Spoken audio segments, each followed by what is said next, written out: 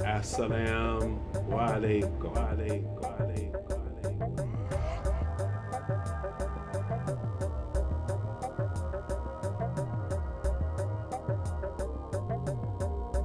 Assalamu alaikum. Assalamu alaikum. Welcome to another evening of Learning Islam with Masjid As-Sabur, Sacramento. Allah has blessed us this evening to have two lovely examples of Muslim women that are in the arts. I'd like to introduce you to Sister Adrian Jasper, that you know, Muslim lady Muslim with a pen. And I'd like to introduce Gloria Wadud, one of our multi-talented Muslim women. This evening, our subject is women in the arts in Islam. And the reason that I wanted to talk about women in the arts in Islam is because two things confuse people. Many Muslims seem to believe that arts don't exist in Al-Islam, whereas that is not the history that we have in Al-Islam. For centuries, Islam has had poets, calligraphers, architects, doing all kinds of wondrous work that we still see examples of. For example, even in Spain to this day, in Andalus, with all of the beautiful mosques that were left there. So we just wanted to sort of take that on as a head-on topic. But again, let us open as we normally do, with the name of God, most gracious, most merciful. Bismillahir Rahmanir Rahim. Ashhadu an la ilaha illallah wahdahu la sharika lah. I openly bear witness there is no God but the one God, and I openly bear witness that Muhammad is his messenger. We're going to let our sisters begin this evening by just explaining their process of working in the arts, and then we're going to talk a little bit about the history of the arts and some of the Quranic verses that support our efforts in the arts. So, since you've been on the program so many times, Sister Adrian, Sister Gloria, tell us a little bit about yourself and how you got involved. Well, assalamu alaikum. My name is Gloria Wadud, and I guess I'm a singer, actress. I would say dancer. I cut a little rug, but I'm not really a dancer. But anyway, I sang with a group for 15 years. I'm from New York. I don't know if you can tell from my accent, but I'm from New York.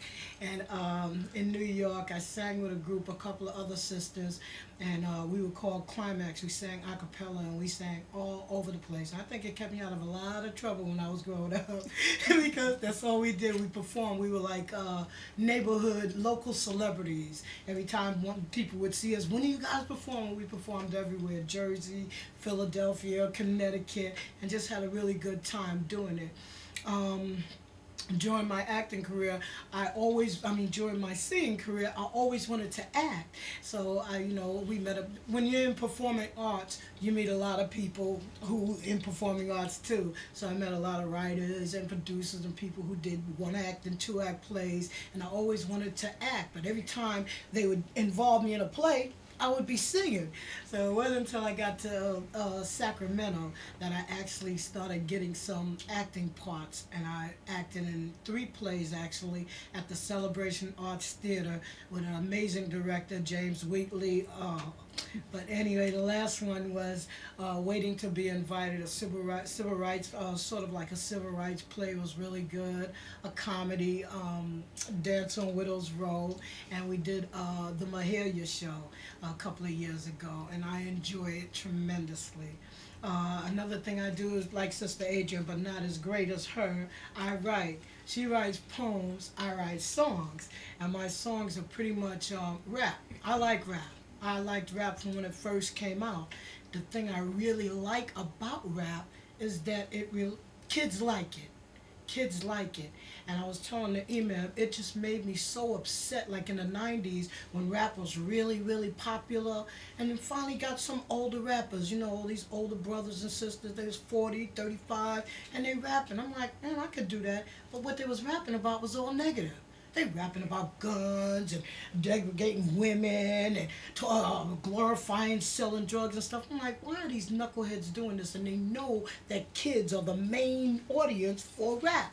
So I said, I'm going to write some positive rap songs. So I started writing Islamic raps. And before this show is over, inshallah, I'm going to give you a little taste, you know. She-Rock, that's my name. But that's just a little bit about me. Now that we've heard from Sister Gloria Wadud, Sister Adrian, would you like to tell us a little bit about your process of getting involved in the arts? My process, the process that when I sit down to write, particularly Islamic poetry, the first thing I do is I pair it with the verse in the Quran that it relates to give it a base and a foundation, and that way if I have any outside thought, that it pulls it back.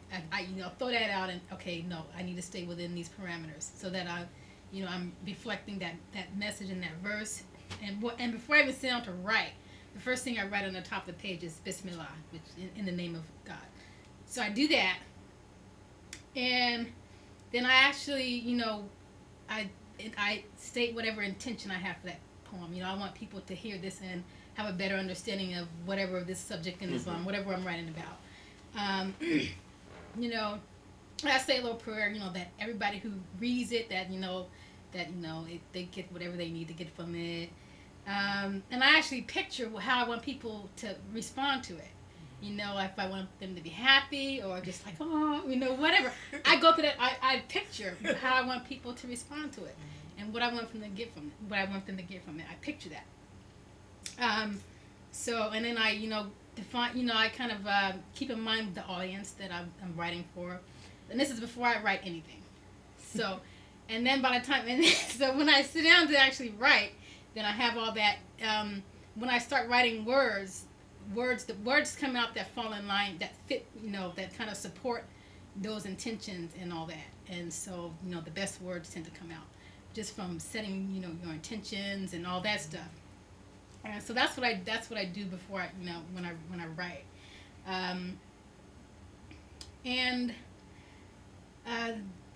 Another thing that I do, let's see, I'm trying to make it relate to today, because everything in the Quran, that happened 1,400 years ago, is relatable to today. So, but I try to personalize it for myself and make it relevant to what's happening now, so that when people read it, it's like, okay, I get that. It's now, and and just try to use the most beautiful words I can use, and I try to do it on one page because it makes it condense, and I try to stick to one with the central theme subject, because I don't like to write a poem that's 10 minutes long and I'm talking about 10 different things and you don't know what the poem's about. So I like to write stuff that you can frame in one page. And but you wrote a children's story that I love. I love Yeah, that. I did children's stories. I started writing children's stories when I was in elementary school. And I would make up short stories. And then when I was in 5th grade, I wrote a story called The Afro Contest. Okay. I was at John Dewey Elementary School, and we had this what was called a project picture book contest. Mm-hmm. So my book won for our school. And I still have that book. And I said, okay, I want to be a writer when I grow up. And how old were you? I was 11. Wow. And I wrote it the night before it was due at like 11 o'clock at night. All of the wrong things. Yes. One, I was up late at 11 years old. 2, I did my homework late. But hey, I won. So you can't argue with results. Yeah, so. Well, I think this has been a revealing conversation to this point. I just wanted to put a little bit of an Islamic context around it because, we have a lot of people in the Islamic community that talk about, how we shouldn't do poetry, we shouldn't do the arts, we should just be focused on learning the religion. But when we go back in history, even during the time of Prophet Muhammad and right after his death, there were Muslims that actually did poetry, did arts, and then when the Muslims began to build buildings with all of the beautiful Arabic calligraphy, it really took off and we have a real Muslim culture. but the Quran does say something that I think is relevant for us, and that is from Surah 49, Ayat 13, and that is basically, O mankind, we created you from a single pair of a male and a female and made you into nations and tribes that you may know each other, not that you may despise each other. Verily the most honored of you in the sight of Allah is he who is the most righteous of you, and Allah has full knowledge and is well acquainted with all things. So as we let me apologize. We normally begin by saying, I seek refuge with Allah from the rejected enemy with the name of God, most gracious, most merciful. But again, look at the message. O mankind, we created you from a single pair of a male and female, and made you into nations and tribes that you may know each other, not that you may despise each other.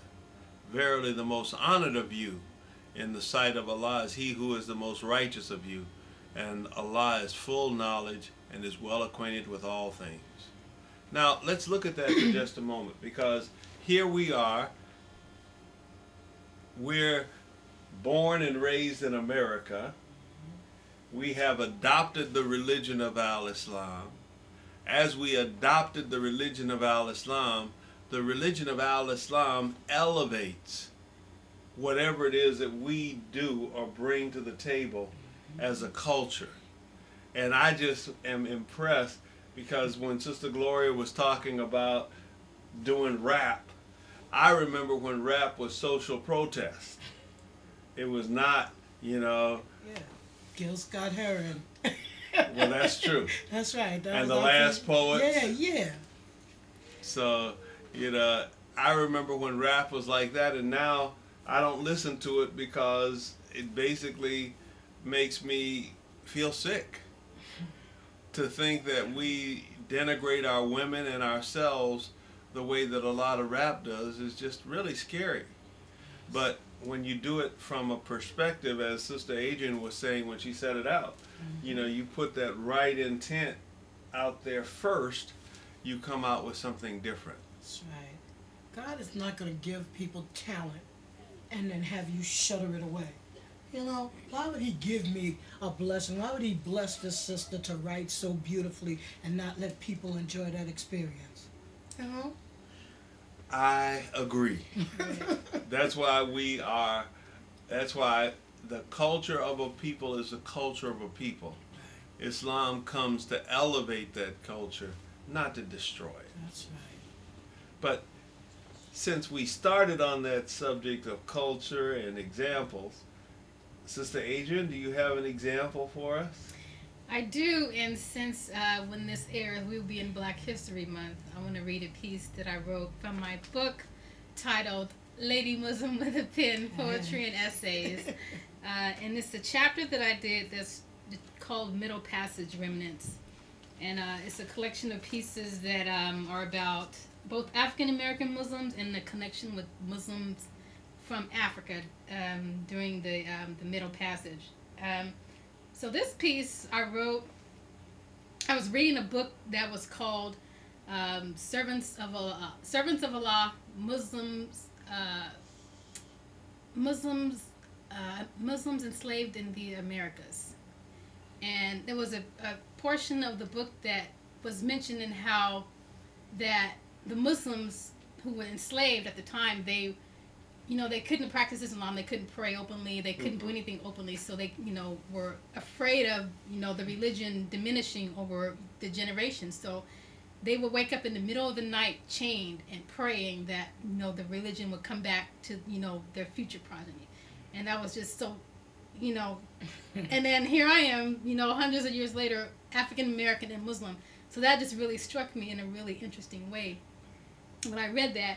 And it made me think of this verse in the Quran. That's what I paired the piece with.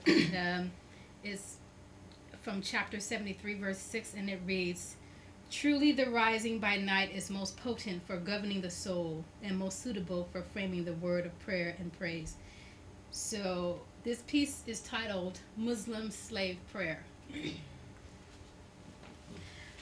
rising by night in moonlight and chains, with pains deeper than whips ever claimed, enslaved physically, maimed and shamed, but repression of God is the ultimate slave chain.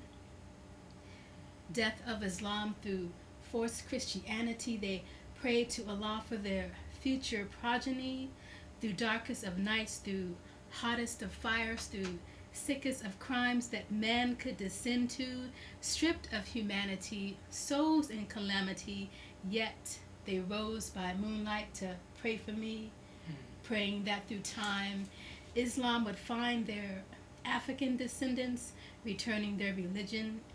Now here we stand, African American Muslims in this land, Qurans in our hands, prayers of Muslims enslaved, cooling like trees bring shade, all praise to his name. African American Muslims in this land, derived from heinous pits and designs. African American Muslims in this land, we find peace in spite of all crimes. Muslims in America, holding a torch that shines, showing the world how to thrive. African American Muslims, branded through time with prayers of Muslim descendants inside. Yeah, girl. Thank That you. was beautiful. That is wonderful. Steve. I am a little bit taken aback. Oh. You know, because when we go back to the time of Abu Bakr as-Siddiq, when he died, and when the Prophet passed, actually, Fatima, one of the daughters of the Prophet, wrote a poem for him. And, you know, just some of the language of that poem is reflected in the way that you approach this poem. So it's just really interesting. And the reason I wanted to go back and cite the daughter of the Prophet having written an elegy or a poem for death is because we have Muslims today who say, oh, that's haram, that's forbidden. It's not forbidden. The only thing that's forbidden is when it is used not to glorify Allah, but to glorify our individual selves. Right. And we have, and you know, just the intention and the way Sister Adrian explained her process makes it clear that her process puts Allah subhanahu wa ta'ala first, and then out of that flowers that beautiful poetry. Right. Let me just add on this here. I have a girlfriend, and oh my goodness, she sings beautifully. I mean, she just has a beautiful voice. Actually, she sang with me. She was one of the members of our group. Teresa could sing. Teresa's right up there with like Whitney Houston and all. But anyway, people would people would cry when she starts singing. She sang at all the weddings on Staten Island. She sang all over the place. Then she's got this thing where her pastor of a church told her, you can't sing, pretty much it's haram. You can't sing anywhere else but church. You have to sing for God. And I'm like, Teresa, God don't want no song. God want good acting people. You know, you pray, you live right, you do what you're supposed to do. That's what God wants. I ain't tripping on no song. Don't listen. You know, I didn't tell her don't listen to the pastor, but that really, really like upset me because she could, oh my goodness. Anybody she sang for, just beautiful, beautiful. So she finally, you know, came into her own mind and came into her religion and understood, man, you know, if God gave me this beautiful talent, this beautiful voice to bring so much joy and inspiration to everybody else, I'm going to use it. So she sings, you know, wherever now. But it's the same thing. People have their own cultural ideas or try and make the religion their own, change the words to how they think it should be. Please. Well, let's not go there. Okay. Okay, You know I because, will, so okay. The reason that I say that is we want to go back to the history in the religion of Islam rather than just rely on our own thoughts about it. Right. Because when we go back to the history, we have examples of, for example, Fatima, the Prophet's daughter, who was a poetess. We have Hassan bin Thabit, who was a poet in the time of Abu Bakr as-Siddiq. And then we also have a poet called Kaka. Kaka was a commander in the army, but he loved to write verses about, going into battle and about being strong in the cause. The reason that I cite this is because when people want to confuse us, they tell us what's wrong, but don't tell us the whole context of Islamic history. Because a lot of cultures really don't use the human voice for singing, but a lot of cultures do. And when Allah says, we made you into nations and tribes so that you might know each other, not that you might despise each other, it was not for us not to use our talents, but to take those talents not just in our cultural context, but in our religious context and elevate them. Right. So I know it's getting close to time for the program to end. Sister Gloria, did you want to give us a wrap? Yeah, I'll give you a little something. Got to. Yeah. Okay. Okay, y'all. My rap name is She Rock, because that's what she do. She rock. All right, now. You know what it is. Yeah. Check this out. My name is not Susan, it's She Rock, and I'm choosing any able body out there that's not using drugs, guns, knives, and others' property. You will be wise to try hard and not stopping me.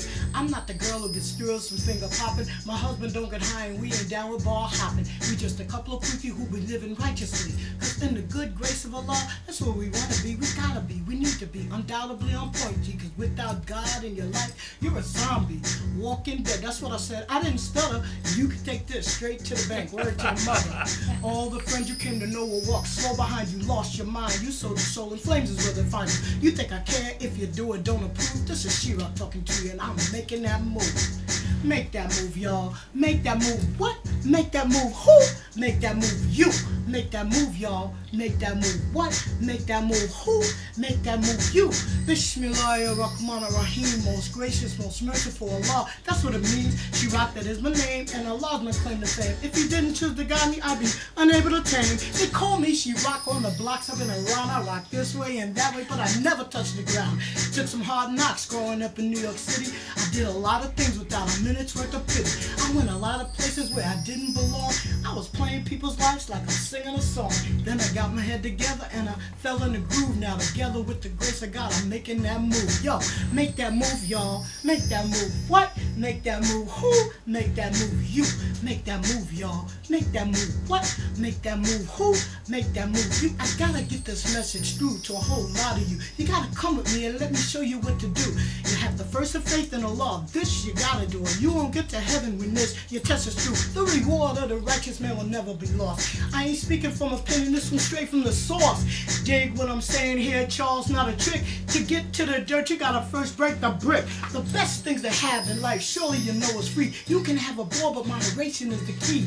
Everything in God's green earth is here for us to use. Enjoy it, abuse it. Yo, the choice is yours to choose. People stop assuming and you never should accuse. You can't judge a man until you walked in the shoes. Satan will be with you and make things not as they seem. Balls will always bounce, but there's still no bones and ice cream. Don't get stuck on revenge and paying people back. Just sit back, relax, and look at how I take up the slack. You ain't gotta say a word, don't make a sound. You find it in this world that what goes around comes around. The next most important thing, people, you have to do is pray. When you rise through the day and when the day is through. When the day is over, night gets underway, bow your head, get on your knees. Then proceed to say, Bismillahirrahmanirrahim, most gracious, most merciful Allah. That's what it means. I ain't living to persuade you. I got nothing to prove. I'm just warning you. My job is through. Make that move, yo. Make that move, yo. What? Make that move. Who? Make that move. What? Make that move. You. Make that move, y'all. Make that move. What? Make that move. Who? Make that move. You. Hey, that's a She-Rock production. My son, Nitty Ball of Fire, Marcy, he did the cat. Thank you very much, Sister You're She-Rock. You're so welcome. But again, if you'll notice, everything that you've heard from our sisters in the arts has been an uplifting message. It has been a message that can touch your rhythm, it can touch your soul, it can touch your heart, but it's still a message that raises you and not pulls you down. Because see, when we get in touch with our relationship with God, everything gets better. It doesn't get worse, it gets better. And when it gets better, it makes everything around us get better. So when we talk about, getting to know each other, this is a way that we know each other that uplifts everybody. And so that's why Muslims in the arts is one of the key things that we got to keep going. Now, we're almost out of time. I want to remind everyone, Jummah prayer, 1:30 p.m. every Friday, Masjid As-Sabur, Sacramento, 4920 15th Avenue. I'd also like to remind you that on Sundays at 11 a.m. we have our ta'aleem and educational services. Again, please come by, visit us. Our website is www.masjidassabur.org. We are going to try and have the sisters come back for another program, but we want to make sure that you understand that arts in Islam is a right and a privilege. Almighty God, Allah, said through His Prophet, excellence in all things, and that includes the arts. So we want to thank you and close as we open with the greetings of all of the prophets from Abraham to Muhammad. Assalamu alaikum.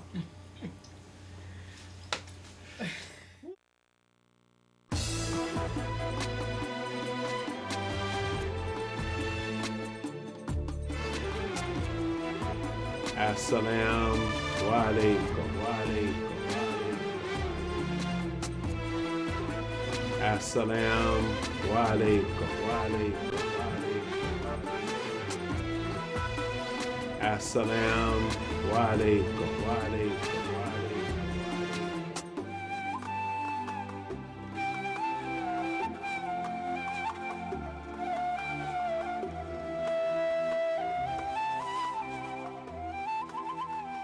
Assalamu alaikum.